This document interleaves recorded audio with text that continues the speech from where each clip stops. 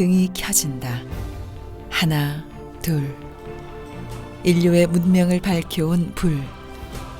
사람들은 빛을 나누어 마음을 열고 등불을 켜고 나와 이웃의 안녕을 염원하는 의식과 신명나는 놀이로 대동의 축제를 열었으니 지혜와 자비의 상징인 연등회가 그것이다.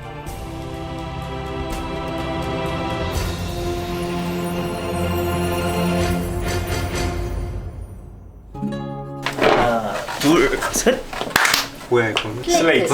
한 분씩 본인 소개 좀 해주세요. 누구부터 해야 되지? 아 저부터? 예, 저는 연등의 김백상 주임입니다. 네, 저는 연등의 최낙훈 주임입니다. 연등의 강문정 팀장입니다. 왜 박수 안 쳐? 아까 연등의 이미지입니다. 연등회 인터뷰에 네 분이 참석을 해주셨는데요. 각자 그 연등회에서 일하신 지는 얼마나 되셨는지 궁금하거든요. 아 각자. 네. 아 저부터요? 정식으로 이제 일한 지는 5년 차 정도 되는 것 같고요. 저는 수문할 때부터 여기서 이제 아르바이트 하면서 계속 여기서 붙어 먹었습니다.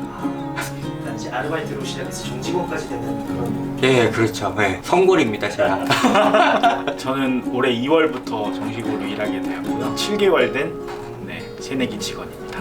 저는 2002년부터 했고요. 봉축을 한 올해까지 했었으면 한 19번째쯤 할 수 있었는데 올해는 못했으니까 그 정도. 저는 2년 차입니다. 그치? 네. 여기 네 분 말고 연등회에서 일하시는 분들은 총 몇 분이나 계실까요? 연등에는 시즌에 따라서 좀 달라지고요. 저희 식구 이외에 위원님도 계시고 또 오랫동안 같이 했던 간사님도 계시고 스님도 계시고 또 위에는 문화국장 스님, 총부장 스님, 집행위원장 스님들도 또 계시고 그러니까 연등회가 연등회 직원뿐만 아니고 주변에 있는 사람들과 또 직원들과 같이 해야 되는 일들이 많아서 같이 협동하는 체제로 되어져 있습니다. 오늘 이제 제가 연등회에 대해서 여러 가지를 좀 질문해드릴까 하는데요. 오늘 대답 좀 잘 부탁드리도록 하겠습니다. 연등회는 언제부터 시작이 되었을까요? 여기 문제인가요? 퀴즈예요? 아니, 대답해 주세요.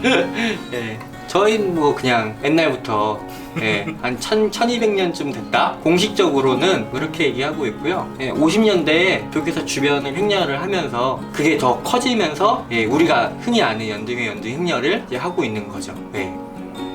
보충드려서 조금 설명하자면 여의도 때 행사를 했던 시기가 있었고요. 그 이후에 동대문에서 이제 진행됐던 행사들이 있었고 지금의 종로에서 오는 것들은 한 80, 90년대 초부터 지금 이런 형태들로 이루어지는 행사들을 계속하고 있습니다.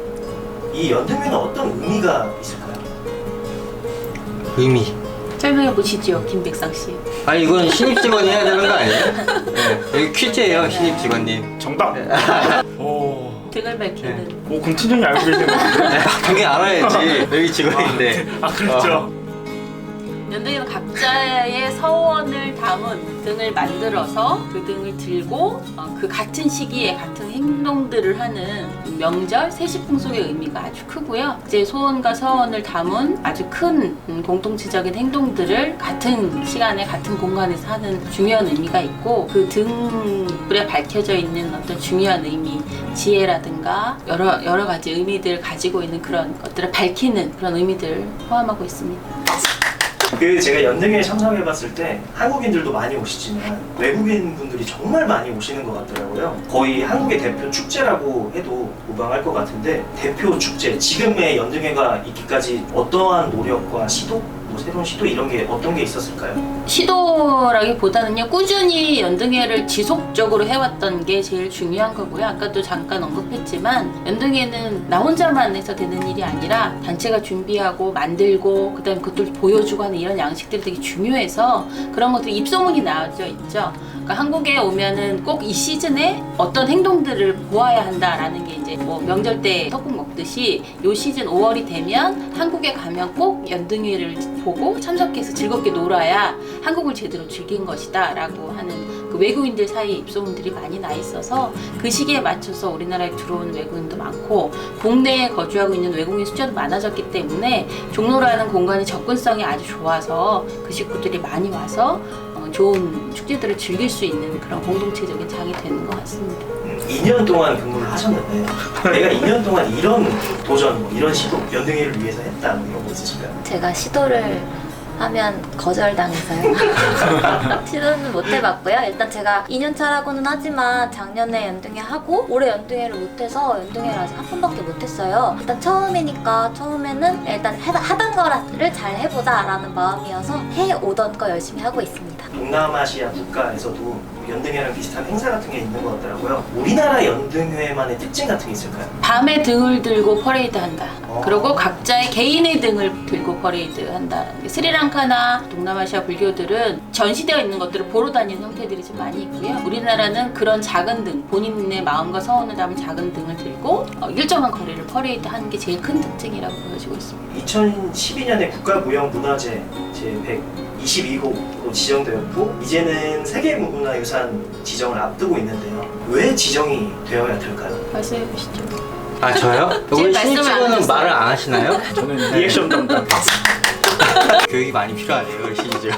문화재라는 것들은 지켜야 되는 아주 중요한 것들인데 그 중에서 이제 문화재로서 국가에서 지정을 했다라는 거는 보호를 받아야 된다라고 하는 거고 그 보호를 받아야 되는 이유는 그 문화가 뛰어나고 중요한 건 맞는데 유지가 되지가 않으니 전승이 되지 않으니 그거를 변승을 되고 유지해서 이 현대에도 그 과거에 했던 멋진 문화들을 이제 계속해서 이어나갈 수 있도록 지켜나가는 게 이제 국가에서 이렇게 지정을 한 거고 이제 세계 유네스코 인류문화유산으로 지정을 하는 거는 이제 세계적으로 봤을 때에도 정말 가치가 있는 우리 인류 인간이 가지고 있는 가장 중요한 가치 있는 문화재다라고 해서 지정을 받는 거고 더욱더 잘 지켜야 되는 거죠. 아까도 무슨 노력을 했느냐 연등회가 여태까지 이렇게 하는 게 제일 중요한 건 등을 직접 개인이 만들도록 우리 연등회에 참가하는 참가 사찰 참가 단체들이 직접 그만큼 노력을 하신 거죠. 요즘같이 공장으로 모든 거를 다 손쉽게 만들 수 있는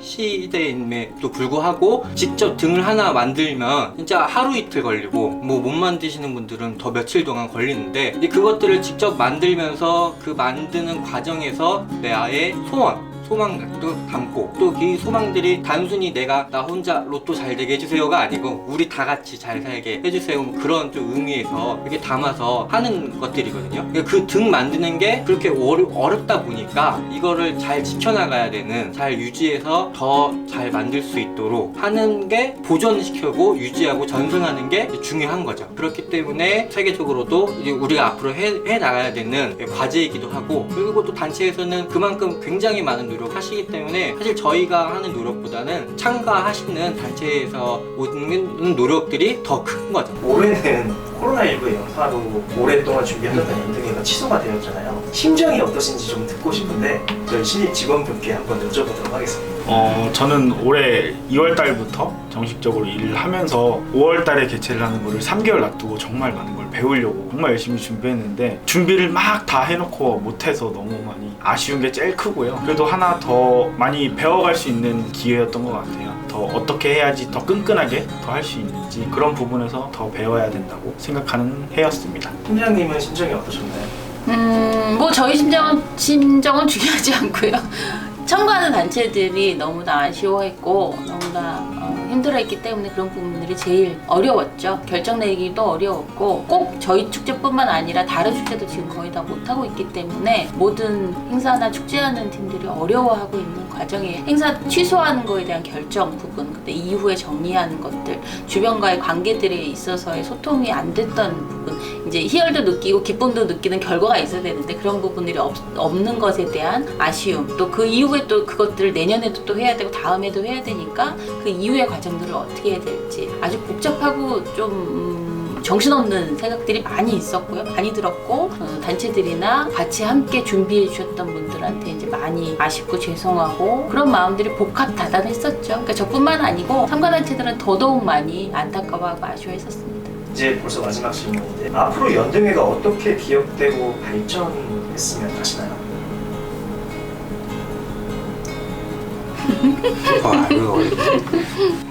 저는 꿈이 하나 있는데 그 중에 저의 꿈이 좀 많이 있어요. 많이 있는 것 중에서 하나가 연등회라고 하면 누구나 다 연등회, 연등회라는 그 액션을 좀 받았으면 좋겠어요. 지금은 이제 연등회라고 하면 그게 뭔데? 라고 하면 종로에서 뭐뭐 하는 거야. 그러면 아 그거라고 이렇게 가는데 그게 아니고 저희 연등회를 좀 더 많은 사람들이 알 수 있도록 그냥 단순히 홍보만 하는 게 아니고 문화적으로 사람들이 뼛속 깊이 들어가서 등을 만드는 의미도 그렇고 연등회라는 것들이 사람들이 딱 들었을 때 아 연등회라고 해서 하는 게 이제 사실 제 꿈 중에 하나입니다. 네. 너무 거창했나? 연등회는 누구나 와서 즐길 수 있는 그 시즌에 볼 수 있는 것들이고요. 많은 등들이 등장하지만 그 등을 만들기 위한 여러 가지 마음들이 모여져서 하는 행동들이 보여지는 것들이고 그걸 하기 위한 개개인들의 마음들이 다 모여져서 이루어지는 거라서 꼭 불교인의 축제는 아니거든요. 그러니까 지금의 상황은 불교에서 하는 그런 큰 축제, 큰 행사라고 인지되어져 있고 인식이 더 많은데 누구나 즐길 수 있고 누구나 그 시즌에 함께 할 수 있는 모습들 이렇게 될 수 있는 부분들 좀 더 확장해서 저희는 확장이 돼 있는데 일반 시민들이나 종교가 다르신 분들은 아직도 불교 행사라고 하는 부분들의 인지가 좀 강해서 무형문화재도 됐고 그 이후에 또 좋은 큰 일들이 많이 생길 것 같아서 그런 인식들을 조금씩 전환시켜 가는 게 저희의 큰 과제일 것 같습니다. 이 연등회가 정말 모든 사람들이 즐길 수 있는 축제처럼 될 수 있기를 바라면서요. 오늘 인터뷰를 이렇게 마쳐보려고 하는데요. 혹시 추가적으로 이 말은 꼭 해야 된다. 제 연등회 유튜브 담당자입니다. 저는 유튜브를 다녀보지 않는데 유튜브 담당자, SNS 담당을 하고 있어서 많이 힘듭니다. 도와주세요. 구독과 좋아요. 누가 좋아해? 그러면 이렇게 인터뷰 마치도록 하겠습니다. 네, 감사합니다. 아 예 감사합니다. 수고하셨습니다. 전통은 과거에서 머무는 것이 아니라 끊임없이 과거를 재창조하는 과정이다. 자발적인 참여와 대동의 어우러짐이 빚어진 열정의 축제이자 민족 축제로 뿌리 내려온 연등회. 우리 민족과 함께 천년의 역사를 숨쉬어온 연등회는 과거, 현재, 그리고 다가오는 천년 역사 위에 새로운 전통을 만들어가고 있다. 그래서 연등회는 언제나 진행형이다.